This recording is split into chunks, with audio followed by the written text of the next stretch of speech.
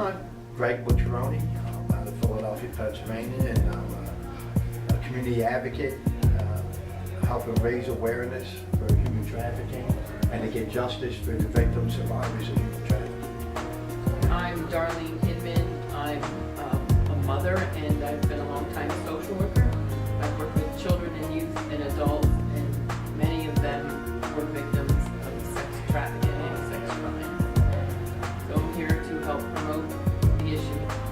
When was the first moment that you remember saying to yourself, I'm being victimized? And at what age or what were you doing that moment? The first time, which was, I was 12 years old, and the kids coerced me to come to this party to drink and skinny dip. I was terrified, but the more I drank and the more drugs I did, the less terrified I became, and I got in the pool. Grown men coming in the pool naked with naked boys. They weren't wrestling with the female prostitutes. They would come up wrestling, and then I felt awkward then. I knew something was wrong then. But they was like, oh no, it's just boys playing or wrestling. Later on, I realized what they're doing, just like when Sandusky was in the shower. What they do is they push me. Kid, keep in mind, I was a street criminal kid before this. And this was pouring gasoline on fire. The first time I knew they had done something, I felt dirty, and I didn't want to do it anymore. But then the other kids talked me into it, and then I started doing it more. And the more I did it, the more drugs and alcohol, the easier it became. Although it was never acceptable, I always felt dirty afterwards. But the more you did it, the more dehumanized I became. When you first went to notify the authorities, how did they react to you? I didn't never notify the authorities. The authorities would catch us, and the big time, which the other times they called us as prostituting in the guy's cars, and I never went to the cops and said, hey, I'm victimized and this and that. They either caught us, and then we lied about it. We said the guy was wrong, or we just acted, we don't know. But the time that I did finally tell, I didn't go as a woman. I was under arrest for this guy. Like I broke into his house. This was 1980 that I broke into his house and beat him up and robbed him. He didn't know what it was, and I was so mad. I said, I'm not going to jail for this guy. I went to his house. I did do all these things, but he invited me to his house. He's leaving that part out, and he does know me. He's my mentor. He's my youth advocate, and he's telling people he don't know me. So at some point I was kind of emotional. I was on drugs. I was a walking time bomb of juvenile behavioral problems. And so I decided to tell, but I didn't walk up and tell. It was an untraditional way of doing it. I was under arrest. This guy was making lies. And I said, look, if I go to jail, he's going with me. And I told him, and at some point he decided not. I just went this over. A couple hours later, on again, interviewing with the police. And other kids that were in the other rooms, they had us separated. Were saying something with them. That's what I heard the detective were talking. So at some point they just wanted it to go away. And they made it go away. That was in April. So when you had the opportunity to tell the authorities, it was basically dismissed because they made you feel like you were getting off of being charged with a crime that you were in the process. They told me it was my lucky day, and that they were doing me a favor. And but back then it wasn't uncommon, because there was a lot of times, regardless of that incident or incidents prior to that where the police were involved, when it came to boys street hustling or soliciting or being solicited by men for drugs and alcohol and money, the police, that was a common practice. They didn't know how to deal with it. It was one of those don't ask, don't tell. And the easiest way to deal with it was to call you a fag, tell you to get the hell out of there, harass this guy, or charges with curfew, but they didn't charge us with the prostitution, even though we called it street hustling. That's what it is, prostitution. So the police, it's a common fact, the police were mishandling underage children, but specifically underage boys that were involved in sex trafficking. Back then, they didn't call it sex trafficking, and they weren't educated on dealing with it. And keep in mind, back then, if you were gay or whatever, it was don't ask, don't tell. And that was the mentality of the police department. We were not well-to-do, prominent children from well-to-do families. We were street kids that were throwaway kids, and we were destined to be incarcerated or murdered or something to that effect. So what difference does it make from us? We were throwaway kids. That was the state of mind of us, and that that was the state of mind of law enforcement in 1970s and 80s. So at some point, you were even looking at yourself as less than worthy of being human. You saw yourself. I was as a woman. dehumanized. I was looking to kill someone back then, and this is even before I got involved as an associate with organized crime. I was hoping someone killed me or I killed someone. I was a walking time bomb. And, by the time I hit 14, I was a walking time bomb. And then this incident in 1980, I was 15, turning 16. That's a lot to go through to be so young. How did your mother respond? You must have had some contact, even though you were on the street, with your mother, back or forth, coming into her house, living on the street. It was easy when your mom and dad were divorced, and keep in mind, they didn't have social media, cell phones, and this and that. And my mom was trying to date my stepdad. He proposed my stepdad. So she's out there, my mom's gone, she feels she's got 6 rotten kids, and her life, the marriage didn't work out, and she's living in poverty. My mom's going through her own stress and behavior. So I would play one against the other. And there was not cell phones. It's not like the technology today wasn't then. So if you called the house and no one answered the phone, no one answered the phone. And we would go to my grandma's. Well, this is the 70s. And my dad lived with my grandma, his mom. And she would go upstairs and go to sleep. And he would go out and be the disco. So my dad was a womanizer. And I take the phone, pick it up, dog, and say, look, I'll be back. Well, I'm staying with my cousin. I'm doing this and that. And well, I'm going with Eddie Savage, and he's taking us to a trip over the weekend and some party around. So it was easy because the South Philly Boys Club became the babysitter. And my mom had her own issues. My dad wasn't in my life as a dad should be. And he was more worried about chasing women and hanging with his friends than he was knowing what's going on with his kids. So I played one against the other. And sometimes rumors came up that I heard this, I heard that. And I would easily lie and blame it on some other kids. And I just happened to be in the general area. And anyone who says they seen me coming out of a car with a dirty-old man is a liar. And that's what made me leave South Philadelphia and start going to Atlantic City, Camden, Kensington section of Philly, New York. Because then nobody knew. So they were like, where you at? Oh, and this Eddie Savage guy, right, who was one of the philanthropists that were bankrolling the South Philadelphia Boys Club, would cover for me. Oh, we're doing this cleanup and we're going in and we're going to take him to Penn State, or we're going to take him to Washington, D.C., and he's going to be in good company. And my mom truly believed it. And anytime there was rumors, I would just deny it. And my mom had her own issues. So she was overwhelmed with life as a single mom living in poverty with 6 bad kids. So it was easy to play one against the other. Now in 2011, when this all comes out, I think I broke my mom's heart, I truly did. And I feel bad about that. It also sounds, you sort of touched on the issue that you played your parents against each other. You denied the negative rumors, but you also, in a way, helped uplift the second mile and the good people by actually saying, oh yeah, Eddie Rabbits is doing these wonderful things for me. Almost as if praising him. So your mom wanted to believe something. You said, you told her lies, but you also told her lies that were positive about bad people. And she wanted to believe something. So, well, Eddie Savage and others, including Jerry Sandusky, and he was just a minor part. There was far more heavily involved as far as with me and Sandusky.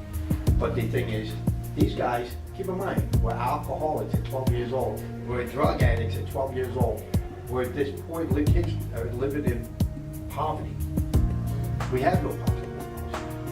The Eddie Savages and the Jerry Sanduskys of the world was like an ATM to us. We could go to these places that we could never afford and never dream of. Stay in hotels, clothes, money. If we needed a car, Christ, I didn't even have a driver's license. They would rent us a car. I don't have a driver's license. I'm out there driving. But they don't think logically because they're thinking, I got to get, it's like being a drug addict. But they use sex instead of drugs. And that's their state of mind, how they think. Very twisted line of thinking. There's a misconception out there that human traffic victims are all kidnapped and moved for profit. But according to the FBI, many victims are actually duped into it or tricked into that. Do you feel like you were an active or a passive participant or a victim, or were you duped into it or groomed? they used other kids, and just like they used me to get other kids. So I was kind of coerced and grown. They used the sugar approach to exploit us. Now, yeah, I've heard other stories from other kids where they were forced in and threatened, or that's a tragedy, but unfortunately that was not my tragedy. You touched on it, but I was looking for a little bit something more direct. Can you tell us what a human trafficking victim looks like? You talked about being throwaway kids. There must have been some children from wealthy families and definitely children from poor families, but can you give us a general description or demographics? Real good. Kids came, the majority of kids were troubled kids from poverty, broken households and instability in their personal home lives. However, they come from all cultures, bad like I was, good kids, nerds, not nerds, black, white, Asian, Spanish, didn't matter, young, old. Some kids were extremely young. Did you personally see children that were, let's say, under the age of 10 or infants even? Because I know there's reports of infants being trafficked. We didn't get into that. Even though I was a general practitioner of crime, as kids we had morals.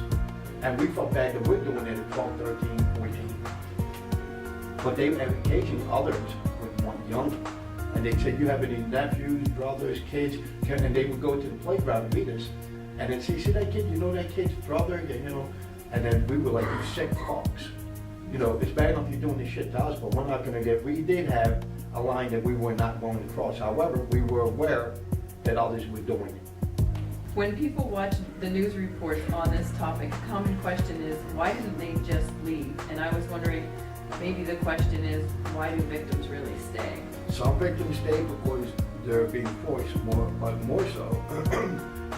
I thought, why would I go? This guy's giving me everything. Sometimes I would get mad and say, I'm not gonna do that shit no more. But then when you realize, you know what, it was easy money, then I would say, I'm not gonna do that shit no more. But keep in mind, I was a general practitioner of crime. So I go out there and rob a store, or go do something. But now the cops are looking for me. So that was crime always follows the point of least resistance. So, and I made more money sex trafficking than I did selling drugs. So as a kid, let me see, and Matt, it's just like adulthood. Do I work in McDonald's for minimum wage, or do I work over here getting $100 an hour? So the mathematics of it all, and what they were asking, really you felt like, you know what, it's easier to take this money. Even if I rob that fucking guy, he's not gonna go to the cops. Versus stealing a car and shit, the cops catch you, they beat the hell out of you. Or, somebody else gets you, or somebody's working with your drugs. The drugs was always a shady business. And so it was the easier money as a kid to go with the sex trafficking. And they wasn't always about sex. There's a lot of times they didn't actually do anything, just bought your stuff or said, hey guy, here's a car, whose car is it? Oh, I rented for you kids and I didn't have it. He didn't want to get down my pants, he had ulterior motives. However, hey, he's a good guy, he's looking out for us. Even afterwards, I felt fucking bad for him. I felt like, damn. I felt sorry. I shouldn't feel sorry for these fucking guys. When Eddie Savage died in AIDS in 1992, I felt bad for him. Here's a guy that ruined my life. I mean, yes, I was going down a path, and I was a fire, but he expedited by pouring gasoline on that fire. And that skyrocketed me down a path that no kid should have. So. Have you heard the term the Stockholm Syndrome, where the victim really identifies with the perpetrator? Some perpetrators. There's other perpetrators that got the extreme blunt of violence. And what other guys I felt bad for. Eddie Savage I felt bad for. So maybe it's Stockholm Syndrome may come up, or whether Stockholm Syndrome. Yeah. I've heard that a lot with human trafficking. How did your particular victimization end? At what point did you call it quits and say, I didn't call it quits. They called it quits. I was getting too old, too violent. Plus, at the time, the Gay Penal Crime Family was looking for young, future soldiers. And that's where, remember in the beginning, 1975, what did I want to be? A mobster. I didn't want to be sleeping with dirty old men. Doing that, that's what I became. That's not where I wanted to go. I wanted to be Paul Cassano. I wanted to be, a mobster. That's what I wanted to be. So the opportunity came, and then I jumped from one crime business to, as an associate with the gang being in front of them. What advice would you give to young boys and parents in particular with regards to human trafficking and predatory behavior by authority figures such as teachers and coaches? On girls, it's hard, but boys, extremely hard. Because remember I told everybody, boys, what's the first thing a boy don't want to admit to? That he's a rape victim. And today, street talk kids, have you on the street talk, and a lot of kids street talk because they know they have this unofficial code of silence. Two things a street talk kid, boy, don't want is that he's a fag and that he's a rat or a snitch. So that's why it's harder for boys to come forward.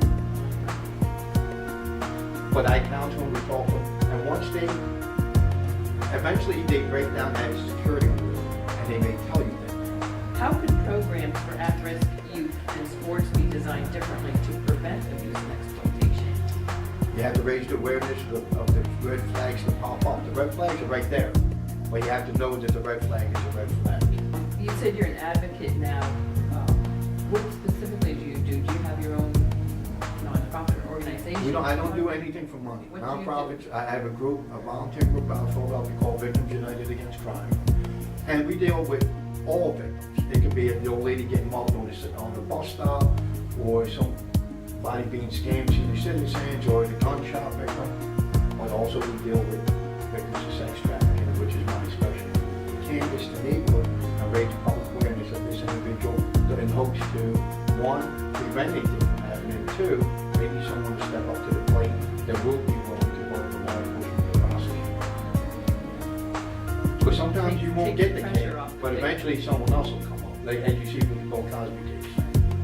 Now all of a sudden they're coming out the woodwork. Someone may be bullshit, but my guess is by knowing someone who knows Bill Cosby and is set up, my guess is that where there's smoke, there's fire.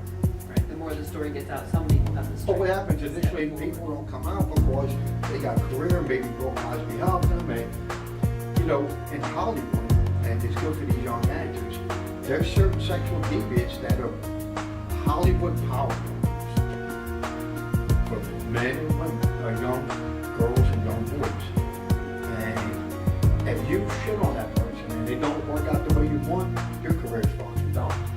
But that's how it is in other lives. So you don't do it because, hey, if I tell them don't work out, I'm blackballed.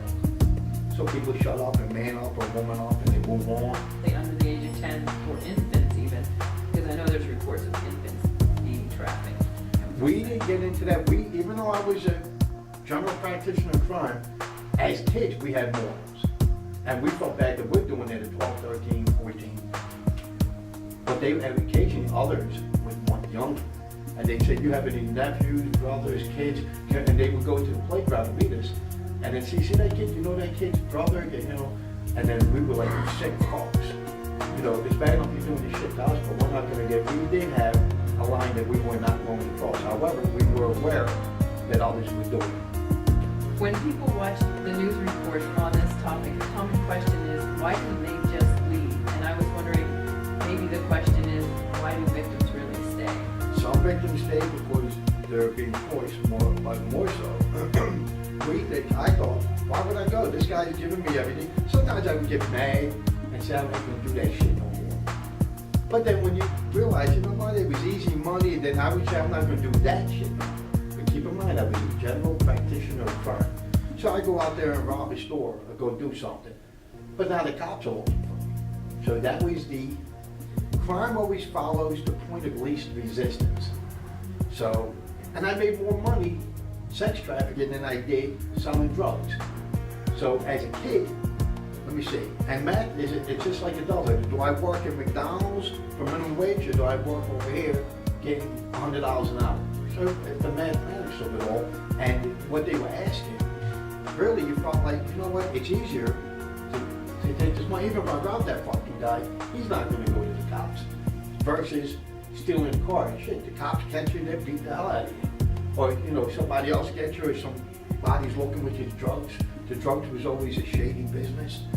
And so it was the easier money as a kid to go with the sex trafficking route. And they wasn't always about sex. There's a lot of times they didn't actually do anything, just bought your stuff and said, hey guy, here's a car, whose car is it?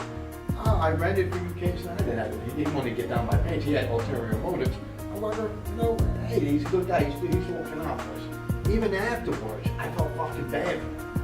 I felt like, damn. I felt sorry. I shouldn't feel sorry for these fucking guys. When Eddie Savage died at age in 1992, I felt bad for him. Here's a guy that ruined my life. I mean, yes, I was going down a path, and I was a fire, but he expedited by pouring gasoline on that fire. And that skyrocketed me down a path that no kid should have to go through. So. Have you heard the term the Stockholm Syndrome, where the victim really identifies with the perpetrator? Some perpetrators. Right. There's other perpetrators that got the extreme blunt of violence. But other guys I felt bad for. Eddie Savage I felt bad for. So maybe it's Stockholm Syndrome may come in. I'm aware of Stockholm. Yeah, I've heard that a lot with human trafficking. How did your particular victimization end? At what point did you call it quits? I didn't call it quits. They called it quits. I was getting too old, too violent. Plus, at the time, the Game Legal Crime Family was looking for young, future soldiers. And that's where, remember in the beginning, 1975, what did I want to be? A mobster. I didn't want to be sleeping with dirty old men. Doing that, that's what I became, but that's not where I wanted to go. I wanted to be Paul Castellano. I wanted to be, a mobster. That's what I wanted to be. So the opportunity came, and then I jumped from one crime business into as an associate with the Game Legal Crime Family. What advice would you give to young boys and parents in particular with regards to human trafficking and predatory behavior by authority figures such as teachers and coaches? For girls, it's hard, but boys, extremely hard. Because remember I told everybody, boys, what's the first thing a boy don't want to admit to? That he's a rape victim. And today, street tough kids, have you on the street tough, and a lot of kids street tough because they know they have this unofficial code of silence. Two things a street tough kid, a boy, don't want is that he's a fag and that he's a rat or a snitch. So that's why it's harder for boys to come forward. But I counsel them, we talk to them, and once eventually they break down that security rule and they may tell you things. How could programs for at-risk youth and sports be designed differently to prevent abuse and exploitation? You have to raise the awareness of the red flags that pop up. The red flags are right there, but you have to know that the red flag is a red flag. You said you're an advocate now. What specifically do you do? Do you have your own nonprofit organization? I don't do anything for money. What do you Nonprofits, I have a volunteer group out of Philadelphia called Victims United Against Crime. And we deal with all victims. It could be the old lady getting mugged on the bus stop, or somebody being scammed, senior citizens, or the gunshot victim. But also we deal with victims of sex trafficking, which is my specialty. Canvass the neighborhood and raise public awareness of this individual in hopes to, one, prevent anything from happening, and two, maybe someone to step up to the plate that will be willing to work with law enforcement to prosecute. That's a good idea. Because sometimes you won't get the case, but victim. Eventually someone else will come up, like as you see with the Bill Cosby case. Right. Now all of a sudden they're coming out the woodwork. Someone may be bullshitting, but my guess is by knowing someone who knows Bill Cosby and is set up, my guess is that where there's smoke, there's fire.